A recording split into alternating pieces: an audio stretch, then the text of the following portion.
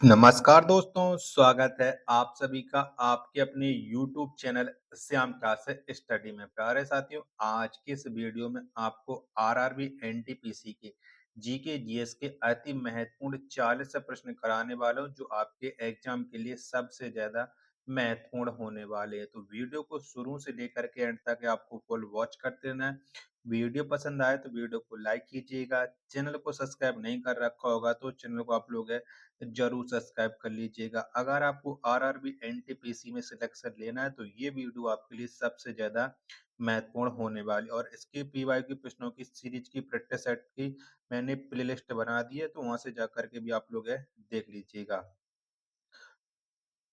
तो पहला प्रश्न है आपके सामने कि नौजवान सभा की स्थापना किस वर्ष हुई थी। तो नौजवान सभा की जो स्थापना है ये 1926 में हुई थी, यानी एक का ए ऑप्शन है वो करेक्ट आंसर है, हो जाएगा।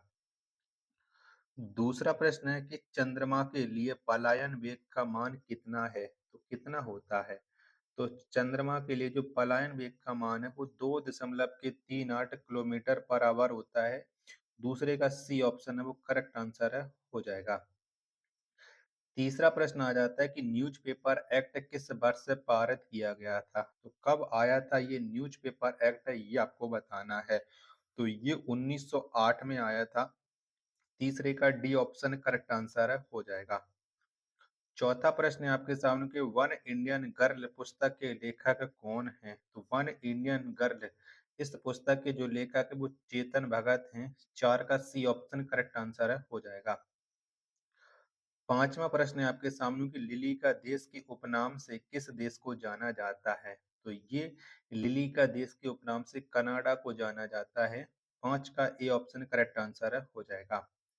छठवां प्रश्न आ जाता है कि भूटान की मुद्रा क्या कहलाती है। तो भूटान की जो मुद्रा है वो न्यूगल ड्रम है, यानी छठवां का सी ऑप्शन है वो करेक्ट आंसर है, हो जाएगा।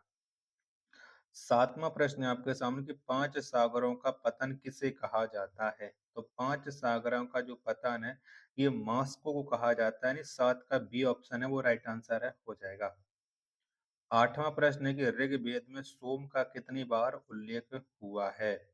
तो ऋग्वेद में जो सोम का उल्लेख है वो 144 बार हुआ है, यानी आठ का बी ऑप्शन करेक्ट आंसर है, हो जाएगा। नौवां प्रश्न है कि यूरोप महाद्वीप में कितने देश हैं। तो यूरोप महाद्वीप में देशों की संख्या बताएं। तो इस देश में टोटल 51 देश हैं। नौ का डी ऑप्शन राइट आंसर है, हो जाएगा।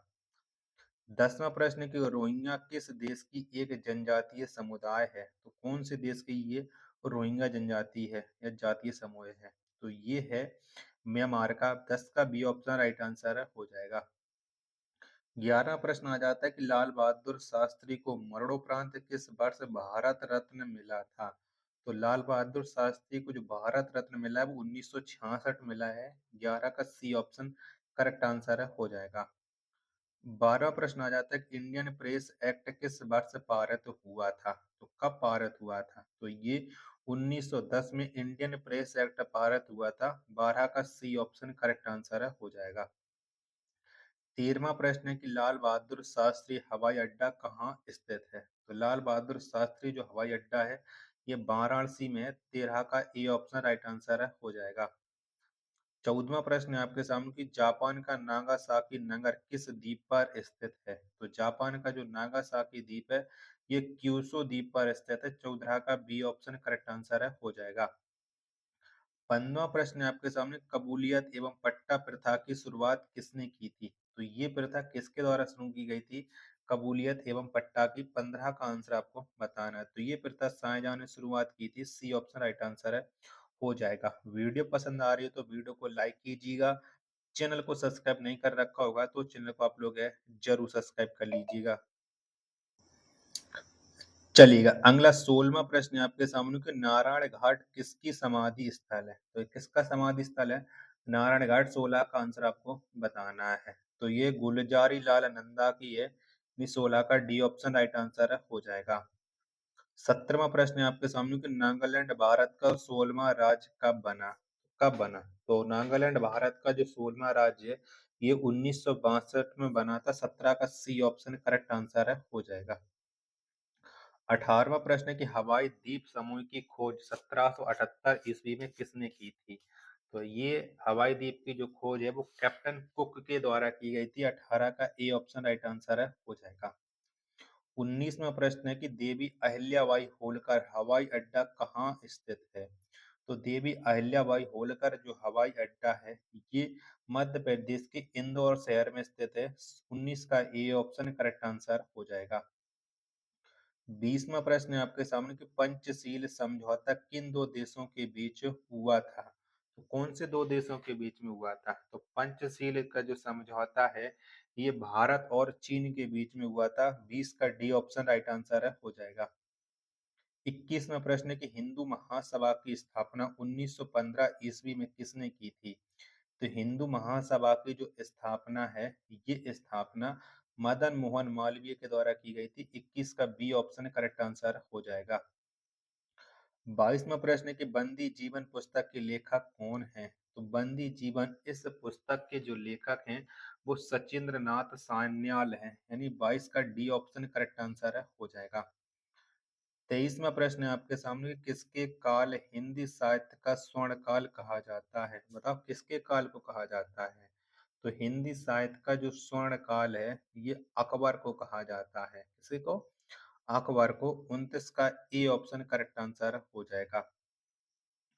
24वां प्रश्न आपके सामने कि नेहरू ट्रॉफी किस खेल से संबंधित है? तो नेहरू ट्रॉफी का जो संबंध है वो हॉकी से है। 24 का सी ऑप्शन राइट आंसर है हो जाएगा। 25वां प्रश्न है आपके सामने कि विश्व वन्य जीव कोष की स्थापना किस वर्ष हुई थी? तो कब हुई थी? तो विश्व वन्य जीव कोष की जो स्थापना है वो 1961 में हुई थी। 25 का सी ऑप्शन है करेक्ट आंसर है हो जाएगा। 26वां प्रश्न कि अंतर्राष्ट्रीय ओलंपिक समिति की पहली भारतीय महिला सदस्य कौन है? तो यानी आईओसी की जो पहली महिला सदस्य हैं वो है नीता अंबानी। 26 का ए ऑप्शन करेक्ट आंसर है हो जाएगा। 27वां प्रश्न आ जाता है कि मंदिर निर्माण की कला किस काल में प्रारंभ हुई थी?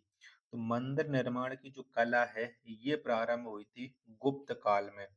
27 का बी ऑप्शन करेक्ट आंसर है हो जाएगा। 28वां प्रश्न कि हंटर कमीशन का गठन कब किया गया था? तो कब हुआ था हंटर कमीशन गठन? 28 का आंसर आपको बताना है। तो ये 1882 में किया गया था। बी ऑप्शन है वो राइट आंसर है हो जाएगा। वीडियो पसंद आ रही है तो प्लीज वीडियो को लाइक आप लोग जरूर कीजिएगा। चैनल को सब्सक्राइब नहीं कर रखा होगा चैनल को आप लोग जरूर सब्सक्राइब कर लीजिएगा। चलिएगा 29वां प्रश्न आ जाता है आपके सामने गेहूं का स्टोर हाउस किसे कहा जाता है? बताओ किसको कहते हैं?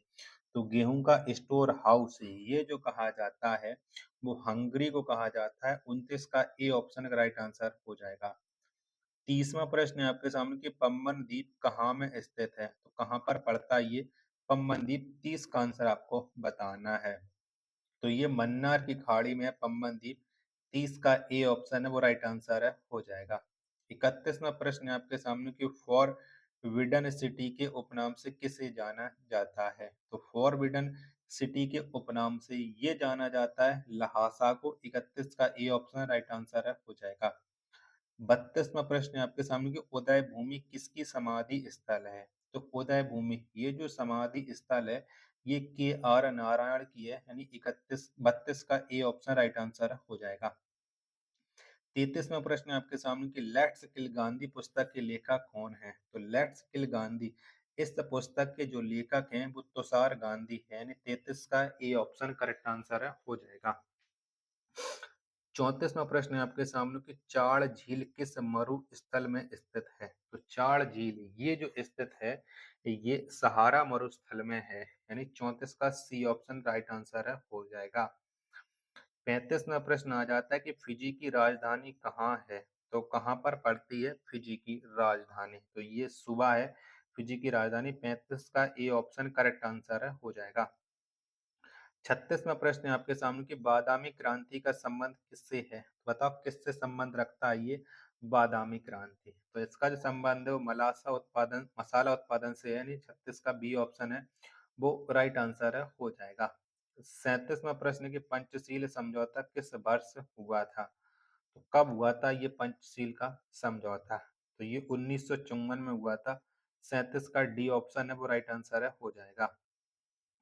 38वां प्रश्न है कि सैन्य वंश की राजधानी कहाँ थी? तो कहाँ पर थी? तो सैन्य वंश की जो राजधानी है वो नदिया थी, यानी 38 का ए ऑप्शन राइट आंसर है, हो जाएगा।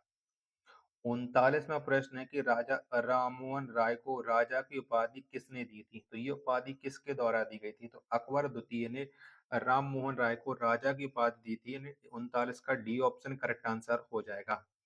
40वां प्रश्न है कि बंगाल के प्रथम राष्ट्रपति कौन थे? तो कौन थे? बंगाल के जो प्रथम राष्ट्रपति थे वो शेख मुजीबुर रहमान थे, यानी 40 का ए ऑप्शन है वो करेक्ट आंसर है, हो जाएगा।